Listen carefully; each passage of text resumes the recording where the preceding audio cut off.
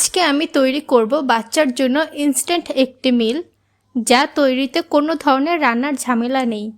তাহলে শুরু করি। প্রথমেই নিয়ে নিলাম একটি কলা এবং 1 কাপ মতো মুড়ি। মুড়িটা ভালো মতো ব্লেন্ড করে নিব। এই যে তৈরি হয়ে গেল আমাদের ইনস্ট্যান্ট রাইস সিরিয়াল। বাজারে যেসব রাইস সিরিয়াল চড়া দামে কিনেন, এটা কিন্তু এই জিনিসটাই, আহামরি বাড়তি কিছুই না, শুধুমাত্র এটাই। তাই শুধু শুধু টাকা খরচ করে ওইগুলো না কিনে ঘরে তৈরি করে দিবেন। তারপর আমি এই রাইস সিরিয়ালের মধ্যে দিয়ে দেব পর্যাপ্ত পরিমাণে দুধ। আপনারা চাইলে পানিও দিতে পারেন, তারপর ফর্মুলা মিল্কও দিতে পারেন।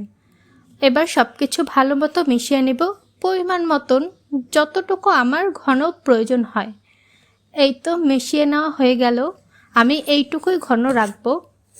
তারপর দিয়ে দেব একটি কলা।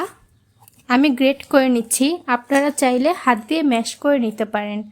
হাত দিয়ে করলে হয় কি, কিছু দানা ছোট হয়, কিছু বড় হয়।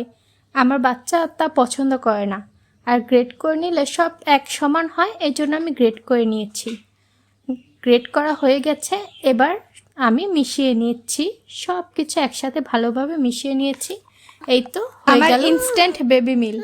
আপনারাও কিন্তু চাইলে আপনাদের বেবিদের এইভাবে তৈরি করে দিতে পারেন।